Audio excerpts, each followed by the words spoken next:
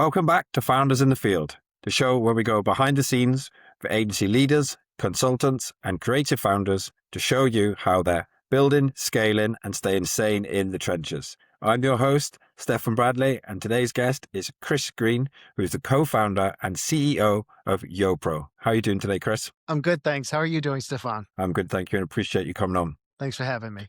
Let's dive straight in. For people who don't know your story, take us right back to the start of your journey, what made you start your own business, and give us an overview of what your role looks like today inside YoPro. Great. So my history was for 25 years, I worked in advertising agencies with Fortune 100 and Fortune 500 clients. And then I reached a certain point in my career where I got laid off. And it's a crossroads that I think a lot of people face. So I was deciding, do I go work for another company or do I go out on my own? Being an entrepreneur has always been a passion of mine. So I thought I'm going to go out on my own. So I opened up a marketing consultancy that I started that was moderately successful, where I worked with a variety of clients, mostly in financial services. And then I had another pivot point when I was doing that work, and I had a networking conversation with a young professional, someone who had just graduated from school. And I found that there is a gap in what they're learning in school and what they can apply in the real world. So I thought there's an opportunity for another business, and that was YoPro. And I thought I can be the person who helps college students and recent graduates navigate today's really hostile job market. Yeah, wow. I had a little look into YoPro, and it's a cool concept. Like, it's a good gap in the market for what I can see, because I've never heard of another business that kind of does what you're doing, and it's such a pivotal point in your life as well when you've just post grad.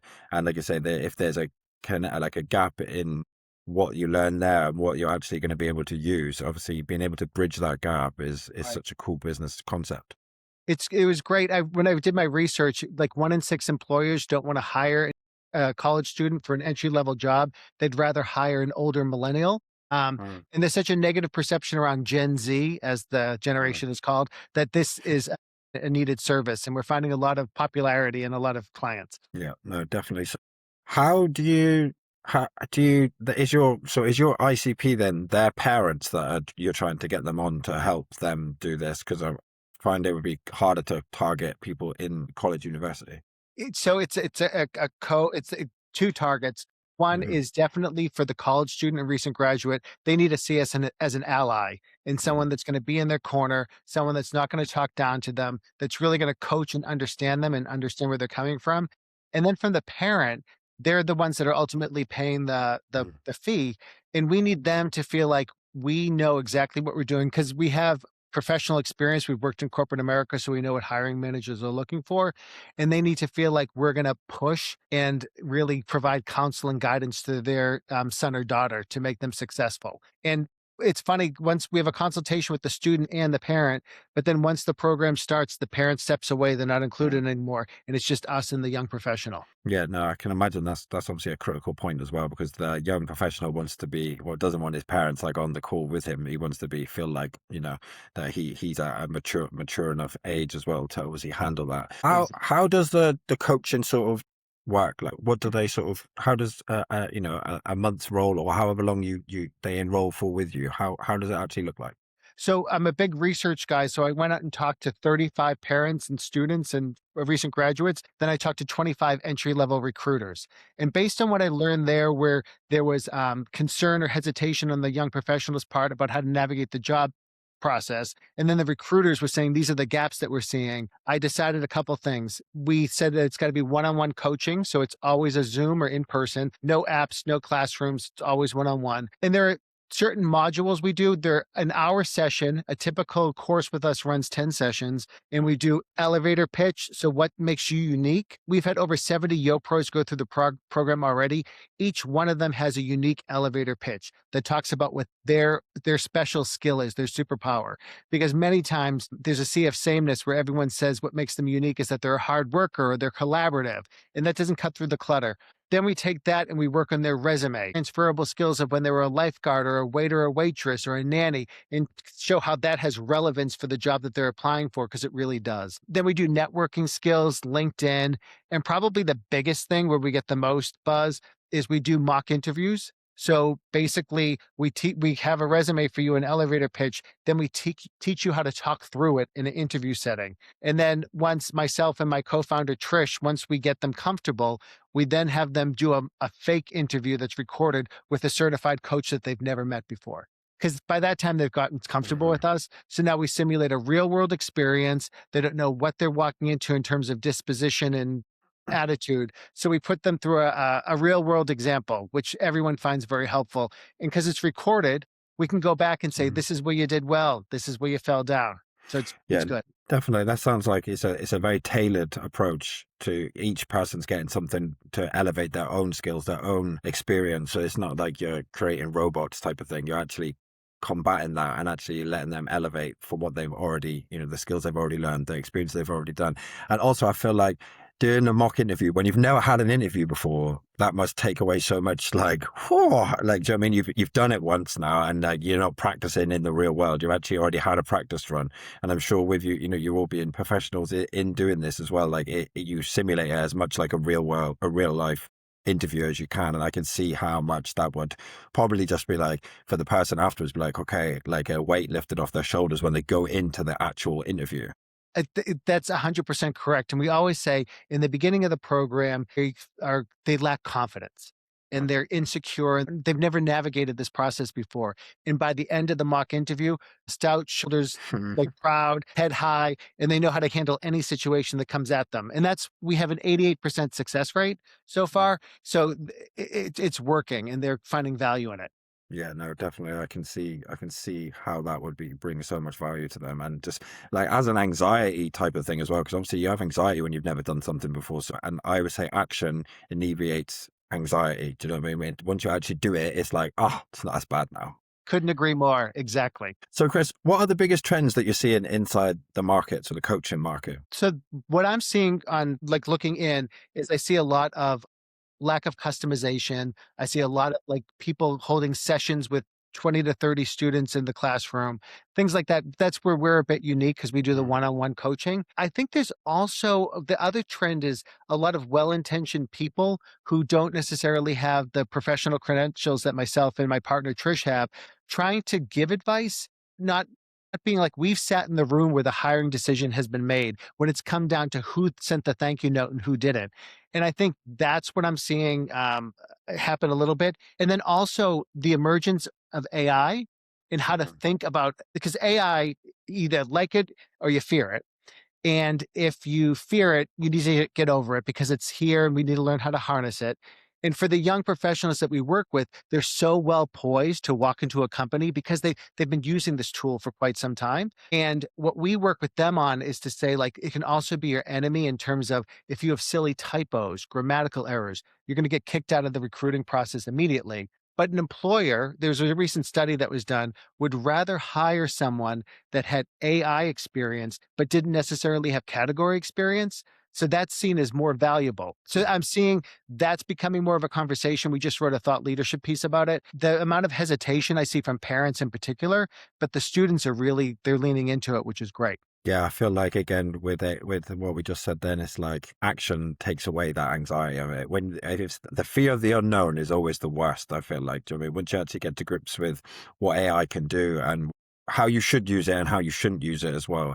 Like I feel like a lot of people when they see, for example, in marketing, they see like this clearly generated AI and it's not used your own brain to and used AI to enhance it. It's just churned out AI, like that gives people a bad perception of it. And this is similar across all aspects, I think, all industries. Do you know what I mean? There's a way to use Yeah. it and there's also a way not to use it.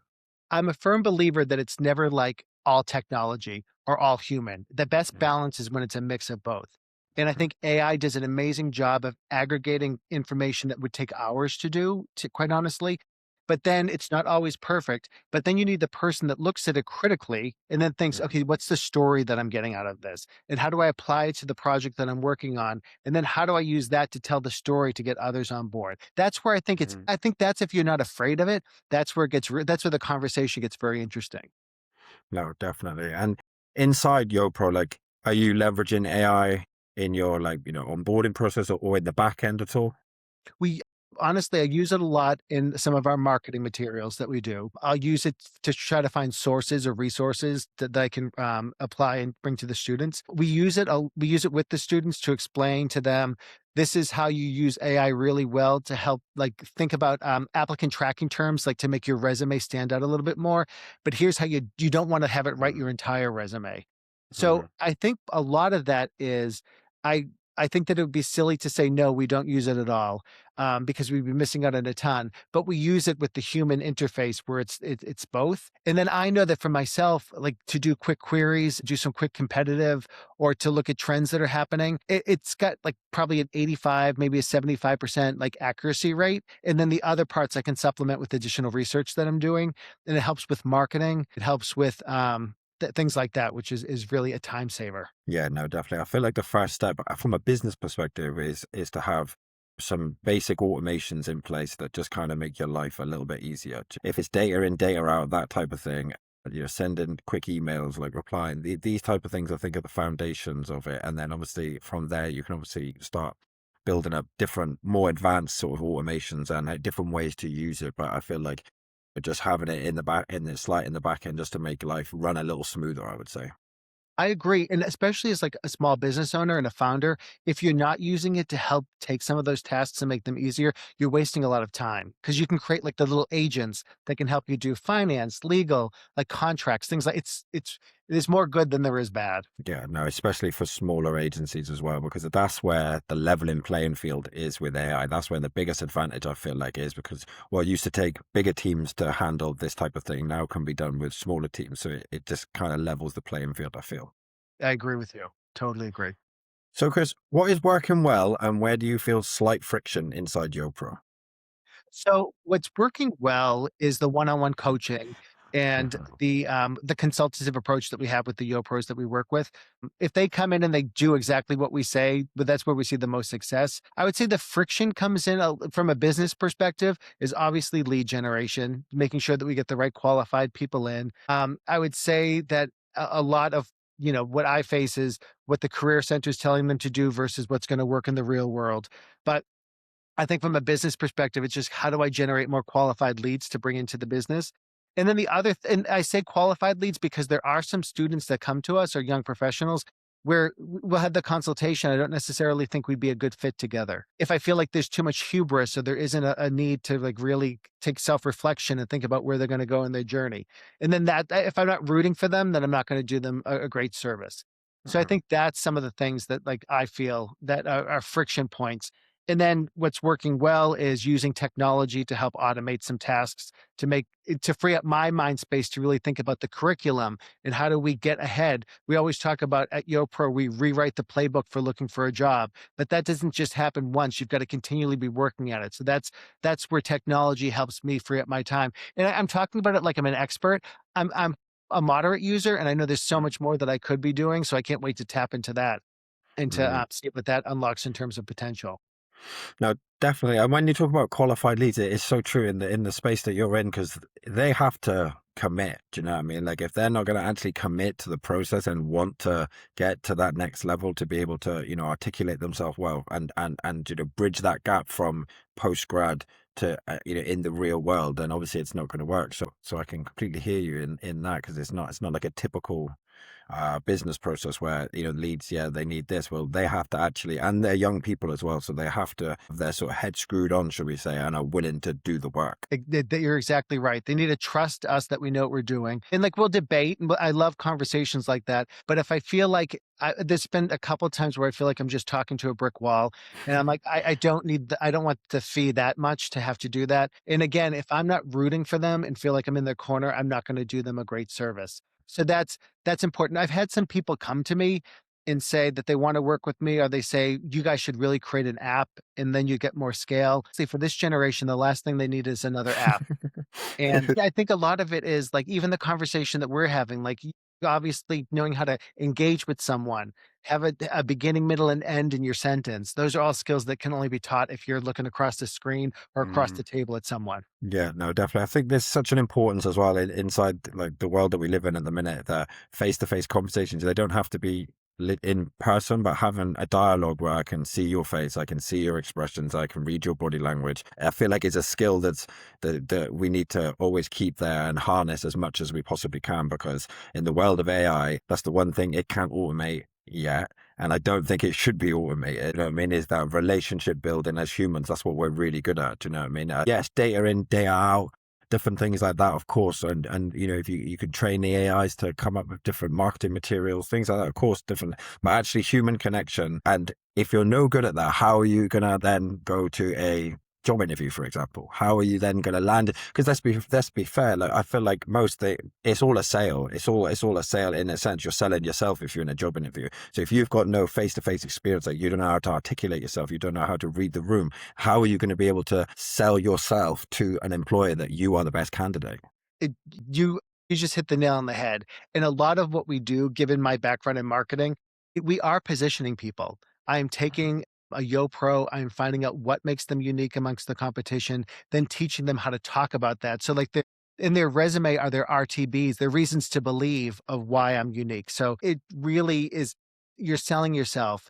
And a lot of times people hear that and they think selling is horrible or it's gross, but Hmm. we're all selling every day because selling is part of convincing people, and Hmm. it's getting people to align with your point of view, and it also is helpful in getting consensus and knowing like I could continue talking, but if you're furrowing your brow and I continue talking, we're not communicating because obviously Hmm. something's miss. It's stuff like that that is the soft skills that aren't taught in school. And to your point, AI isn't going to ever take away. It's always Yeah. going to be. You need to have that human touch, if you will. Yeah, no, I agree 100%. And yeah, some people I do agree, they do think sales and they're like, oh no. And it's like, do you convincing your spouse that you'll want to go to the pub or to go to the bar, and then that's a sale. You convincing you as a postcard, you convincing your mum that you want to go to the party is a sale. Everything is just convincing. It's all about convincing and being able to see from your point of view and align that way, and having that connection is all it really is. All that sales really is.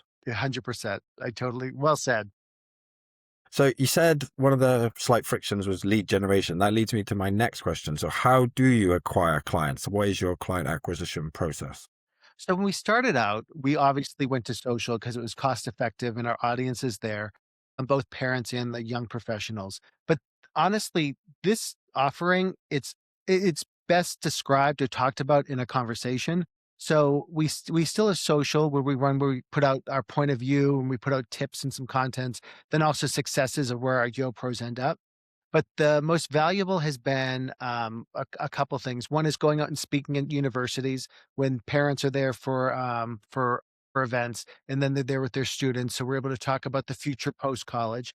That works out really well. And when we speak at local places like libraries or bookstores, anything that brings people together where we can articulate a bit more of what we do, we work with attorneys, financial advisors, trust and estate attorneys, and some therapists. So basically, they understand our offering. So if a financial advisor has a client that comes in and they're like, I'm really concerned about Chris. I don't think he has his head on straight. He's going to be graduating next year. They're like, I have a referral for you. This is this program that works. And what we found is it's also like this job skills, but we also focus on executive functioning. So when they work with us, they're in charge of the timeline, they're in charge of status reports, they're in charge of managing up. If they miss a deadline with me, they get a text message and I'm said, you missed your deliverable date, reset my expectations, because that's what a boss is going to do. But those are great referral engines. And then also we have been in the press, podcasts are great for us. But paid media like advertising and like print, that hasn't been as successful. It's more of a referral or a more of a consultative conversation first before someone can really understand what we do. I also seen that you did some webinars as well. We just did our first webinar, yes, a couple weeks ago, which we learned a lot from, and it was a great experience, and that gave us an opportunity to really talk about what we do. Yeah, because I was thinking when I seen that, I thought that's a great way of being able to get a lot of people in on a call at once for you to obviously speak to them. Like, I don't know, you probably might be already doing this or not, but a good way it would be, to contact universities, colleges to then, advertise or for them to somehow, get across to the young people that this is a live webinar. You don't need to leave your home. You can get on this, and that would, be a good way. I feel like to be able to infiltrate then institutions to then get them on a webinar because you can only be in one university at a time. You can only be in one college at a time. But a Right. webinar, you could be, I mean, you could do that to however many seats that you have and then get them into that seat through speaking to multiple different colleges and that type of way. I feel like it's almost like a B2B way of looking at it, but instead of going to directly to the consumer, go to whoever they're above to be able to get them in. And also another thing, do you know, like where I don't know how exactly well, but I just thought of it when I was looking through your pages. Also, like big corporations that have loads and loads of jobs that they're looking to people to intern. Do you know what I mean like? If they having them advertise, because you could be looking at a job and then be like, I have no idea how I'm going to be able to do that for them. But then if they were advertising, listen, do this type of thing, join this webinar, and that'll prepare you for coming to speak to us. Because I'm sure they don't want to be speaking to Right. people that are underqualified because it's a lead for them as well. Do you know what I mean? You're 100% right. What we'd love to have is relationships with recruiters where it's like, if you're YoPro vetted, I feel good about bringing you in for an interview, which would be Hmm. great. And that's definitely like year 2, year 3 Hmm. aspirations. And I love your so the universities are kind of prickly for us because the career centers think that we're stepping on their toes.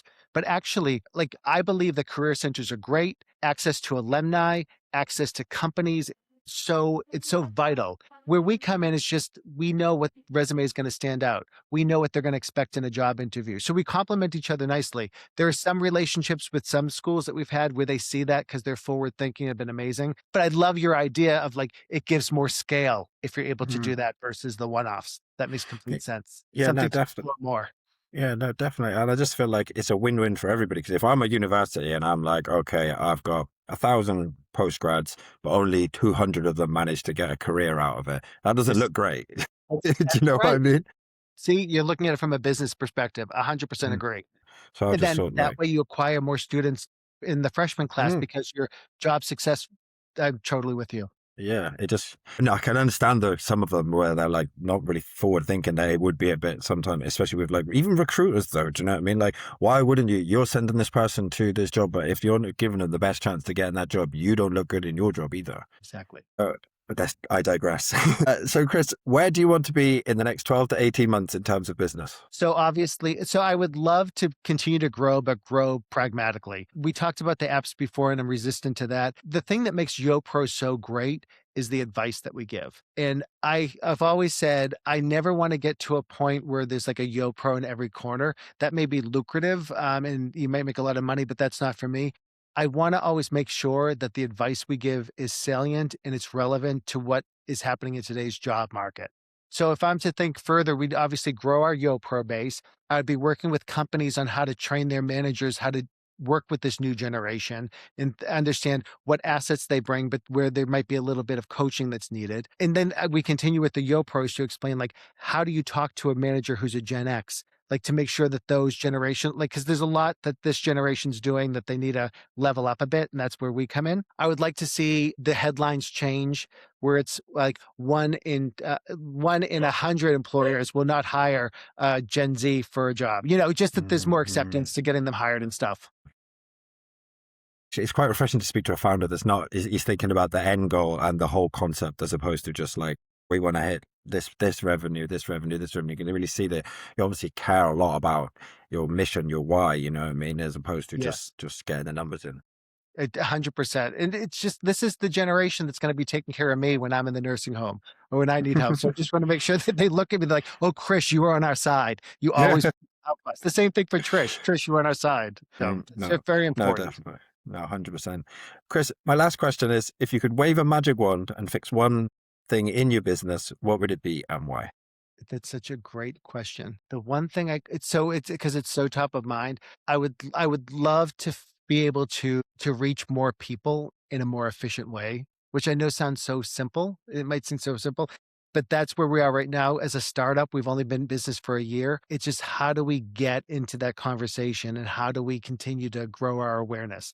And how do we do that in the right places? And that's probably the one thing. If I could fix that, obviously I'd be a millionaire and life would be great. The other thing too, to be honest with you, to really be brutally honest, the advice is so important. I would love to figure out a way to make sure that I could scale that without diluting it. That's the thing that keeps me up at night, Stefan. It's that Mm. I could bring on a bunch new clients, but if the advice I'm giving starts to become cookie cutter, that's my name and my reputation. So I'd like to think about a way that I could do that. It's top of mind. I think about it all the time. And I think about using technology, but I haven't cracked that nut. So if any listeners have, or if you have, I'm more than willing to have a conversation about it. No, 100%. I feel like a really good way of using AI as well is if you are a professional, an expert in whatever field you're in, to be able to then take your principles and put them into an AI, so you know it's only going to spit out exactly what you know. So it's like Right. force multiplying yourself, and then being able to then sell that. That's a good way of obviously scaling as well, because obviously you can only speak to so many people at once, but you could make these agents that are trained on your principles, because your principles and my principles and someone else's principles, they're all different. That's why we're in different fields. Do you know what I mean? So I Right. feel like that's a really good way of how technology can scale businesses, basically, and scale the mind almost. I completely agree. I need to do some more thinking around that, but that's good input. So, Chris, thank you for coming on. Really appreciate insight into your business. I was intrigued to know more anyway after looking at your LinkedIn and looking at YoPro. But where can my viewers and listeners reach out to you or sign up for the YoPro program? They can visit us at the yopro.com. That's our website. We have a contact us tab that they can submit their information on and book an appointment with me. Also, I'm on LinkedIn, Instagram at the YoPro LLC. Anyway, if you Google me, put in Chris Green YoPro, I'm going to come up. Not the yogurt company, but our company will come up. Perfect. Well, thank you so much for coming on.